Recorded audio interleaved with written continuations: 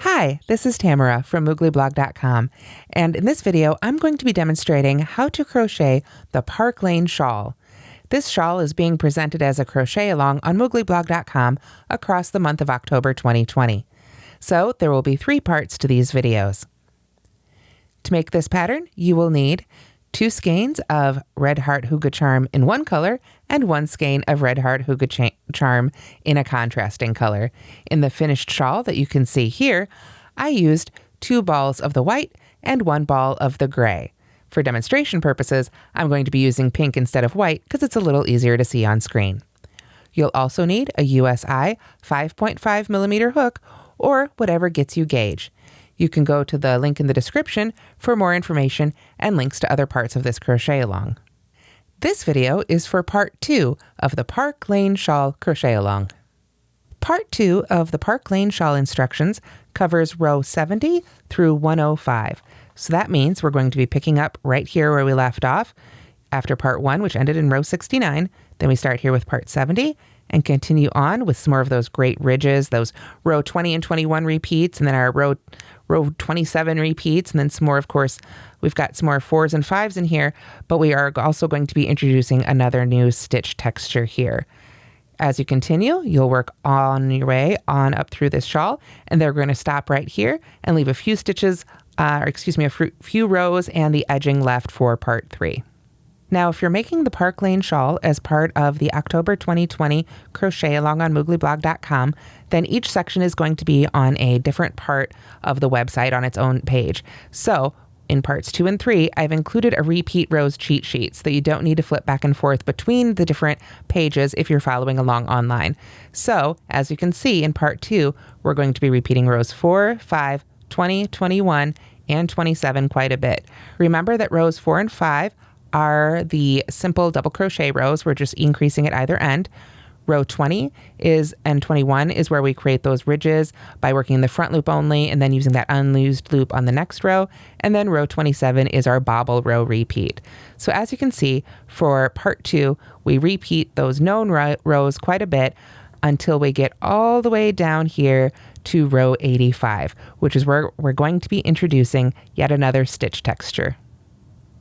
So 85 is an odd-numbered row, which of course means we're going to be working it from the back of our shawl, the side that the texture is not showing up on. So to begin row 85, we'll start with a chain 1, and then we're going to work a single crochet and a front post double crochet in the first stitch. But the single crochet is first, so we'll make that first and put our stitch marker in it here. There we go. Oop, went flying on me. We'll get our stitch marker in that single crochet. And then, as I say, we're going to make a front post double crochet around that first stitch. So we're going to be working our double crochet around the post of that first stitch. Now, that can be a little wobbly to do. So what I recommend is you take that stitch marker and sort of hold it in your non-hook fingers or maybe with your other hand, however it works for you. And then you can yarn over and sort of use that leverage as needed a little bit to help you get around that post with your hook. There we are. So I ended up letting go of it, but if I needed to, I can always give that a little tug and just go around that first post basically from the back, since there isn't really a front to come from, and then pull that loop all the way back around there as much as you can to the front, and then finish your double crochet like so. There we are. So to continue on for row 85, we're going to front post double crochet around each remaining stitch. Remember, we've already done our increase here by having 2 stitches in that first stitch. So now we're just going to front post double crochet around each remaining stitch. So that means we yarn over and go from front to back around the post of the next stitch, pull up our loop, and work off a double crochet. And then get that loop back on my hook there. And then we do that again in the next stitch and in each stitch across. For the original 85 repeat, you'll need to change colors at the end of this row, but always check your written instructions to see where you could change your colors. Now at the end of the original row 85, you do change colors, but there are several row 85 repeats, so you'll need to check your written instructions. Moving on to row 86, we are going to chain 1, of course after turning, single crochet in the first stitch, like so. We'll go ahead and put our stitch marker in there. And then we are going to back post double crochet in each remaining stitch across, and then work 2 back post double crochets in that last stitch, that last marked stitch. And you can see right there what our previous row, what row 85 did, and how it added the texture there. So by working these stitches, we're going to do the same thing here in row 86. So we've got that single crochet made, and now we're just going to work back post double crochets in each stitch until 1 stitch remains. So we yarn over, and now we're going to back post double crochet by coming from behind and going around the post of the next stitch, then yarn over, pull that loop up and through, and finish our double crochet. So there's one, and let's do another one together. We're going to yarn over and come from behind the fabric, around the post of the next stitch, yarn over, pull that loop around and through there to the back, then yarn over and pull through 2, and yarn over and pull through 2. So again, we just back post double crochet all the way across, working 2 of those around that very last stitch. Now I've got 1 stitch left remaining in row 85 as I finish up row 86, and I thought I'd go ahead and demo how to do those 2 back post double crochets in the last stitch, because it can be just a little extra tricky. Remember, that was just a single crochet stitch, so we're going to have a little bit less to work around. So it really does help, again, to have that stitch marker in there to help give you just something to tug on and really pull up that stitch a little bit.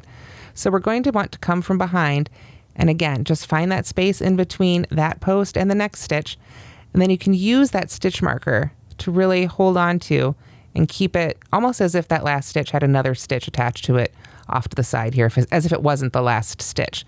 So that's going to provide that tension there. And then you can work off your first one here, and then do the same thing. And to increase with this post stitch, you're just going to go ahead and go right underneath the one you just made. So it's kind of hard to show here. I'm trying to get just the right angle. But basically, I'm going around that same post again, but I just want to do that wrapping around the post right underneath the first one I did. So you might need to take your time and gently just really pull that through there to the back. Try not to pick up any extra loops, and it's fine to drop it and try again if you need to. Once you've got those loops there pulled to the back, you can work off that double crochet then as well. And that is how you finish off row 86. So rows 85 and 86 are really the only new stitches that we're introducing in this pattern at this time. For the rest of part 2, it's just more repeats of the rows we know. Rows 4 and 5, 20 and 21, and finally finishing off with rows 20 and 21 with row 105. After that, we'll be ready for part 3. So in section 2 of the Park Lane Shawl, we started here with row 70, had some fun color changes and some more of those ridges and bobbles, and then added those post stitches we just covered with rows 85 and 86. And then we just continue with more repeats of the rows and stitches we know, taking us right up through this set of 3 ridges right here. And then we'll be back to finish it up with part 3 of the Park Lane Shawl. So that's how to crochet part 2 of the Park Lane Shawl. Please see the link in the description for the written pattern for this section, as well as links to parts 1 and 3.